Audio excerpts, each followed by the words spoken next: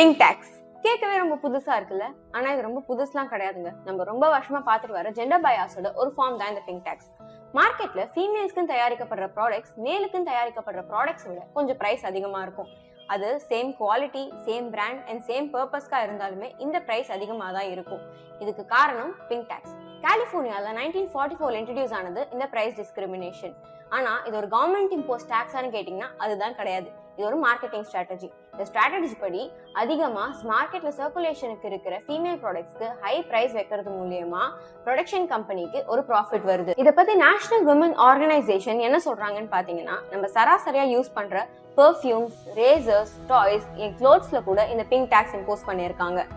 பெண்கள் இன்னுமே ஆண்களை விட 13% அதிகமா இந்த பிங்க் டாக்ஸ்க்கு பே பண்றாங்க. ஆனா அதே சமயம் பெண்கள் தான் ஆண்களை விட கம்மியா சம்பாதிக்கவும் செய்யறாங்க. இதுக்கு நம்ம என்ன செய்ய முடியும்? ரெண்டு விஷயம். ஒன்னு, பி அ வைஸ் கன்சியூமர்.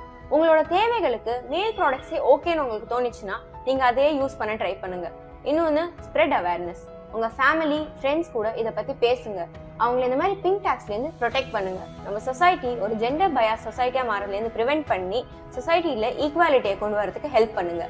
இந்த வீடியோ உங்களுக்கு பிடிச்சிருந்துச்சுன்னா உங்க ஃப்ரெண்ட்ஸ்க்கும் ஃபேமிலிக்கும் ஷேர் பண்ணுங்க. இந்த பிங்க் டாக்ஸ் பத்தி உங்களுக்கு முன்னாடியே தெரியுமா? அப்படி தெரிஞ்சிருந்தா உங்களோட ஒப்பீனியன் என்னன்னு கமெண்ட் செக்ஷன்ல சொல்லுங்க.